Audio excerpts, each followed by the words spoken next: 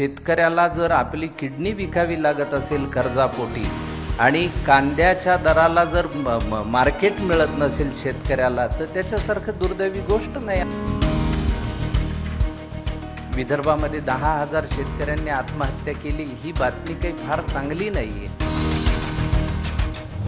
तर मुळात काम सुरू केलेलं आहे, पाण्याविषयीचं काम आहे, पण मूळ प्रश्न असा आहे की या देशामध्ये राहणाऱ्या शेतकरी बांधवाला न्याय मिळणं ही त्यातली सगळ्यात महत्त्वाची गरज आहे.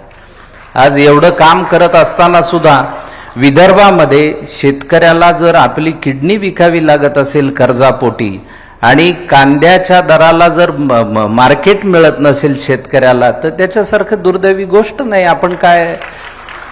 आपण आपल्या कामाचं कौतुक किती करणार आणि कुठपर्यंत करणार, पण ही एकल मंडळी जी आहे, ज्यांच्या त्या समस्या आहेत त्यांच्यापर्यंत पोहोचणं हे आपल्या सगळ्यांचं आद्य कर्तव्य आहे असं मी मानतो.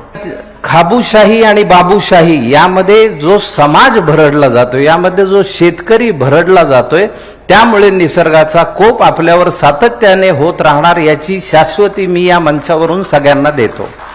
आपण अल निनो पर्यंत माहीत होता आपल्या पिढीला, पण यावर्षी आपण सुपर अल निनोच्याही सामोरं जाऊ, तीही पिढी आपलीच असेल आणि याला जबाबदार आपणच आहोत. जोपर्यंत आपण स्वतःचा विकास वगळून लोकांचा, वैयक्तिक त्या माणसांचा विकास करणार नाही, तोपर्यंत ह्या सगळ्या गोष्टीला अर्थ आहे असं माझं तरी मत नाही. मी एक सामान्य नागरिक आहे.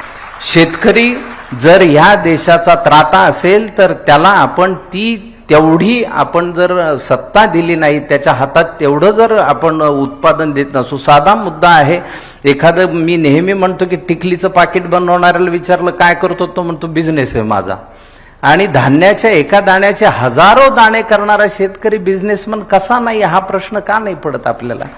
आणि त्याला त्याचे पूरक पैसे का देता येत नाही, हाही प्रश्न. जोपर्यंत तो सधन संपन्न होणार नाही, आणि त्याची काही फार डिमांड नाहीये, फार साधा मुद्दा आहे हो.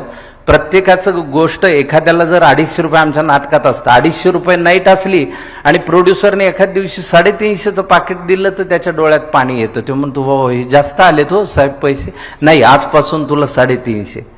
हे आपण शेतकरी बांधवाच्या बाबतीत का नाही करत आहोत आणि त्यांचा तो अधिकार नाही का, हा प्रश्न पडलेले आम्ही मंडळी आहोत. म्हणून गेली 10.5 वर्ष आम्ही अव्याहतपणे हे काम करतो आहोत. याचा प्रचार प्रसार किती होईल याबद्दल आम्हाला काहीही कर्तव्य नाहीये, पण आम्ही हे काम करतो आहोत याचा आनंद आणि अभिमान मात्र आम्हाला आहे. आणि ह्या निमित्ताने एवढंच सांगेन की या देशामधले सर्व शेतकरी सधन संपन्न व्हावेत, ह्या बातम्या बंद व्हाव्यात. विदर्भामध्ये 10,000 शेतकऱ्यांनी आत्महत्या केली, ही बातमी काही फार चांगली नाहीये. आपल्यासारखीच माणसं, आपल्यापेक्षा कमी वयाची माणसं जेव्हा जीवनाला कंटाळतात आणि जीव देतात, जीव देताना कुणाला सहज रस्त्यात बेडूक जर दिसलं, त्याच्यावर जर आपला पाय पडत असेल तर ते जीव वाचवण्यासाठी टुनकन उडी मारतं. आणि मग स्वतःहून आत्महत्या कुणाला कशी करावीशी वाटत असेल, त्याची कारणं शोधण्यापेक्षा त्या कारणाच्या मुळाशी आपण जाऊ शकतो का? आपण सगळे मिळून जाऊ शकतो का? लोक सहभागातून जाऊ शकतो का? तर हो, जाऊ शकतो. तर आपण ह्या प्रश्नाला थेटपणे भिडूया, जलसंवर्धन करूया.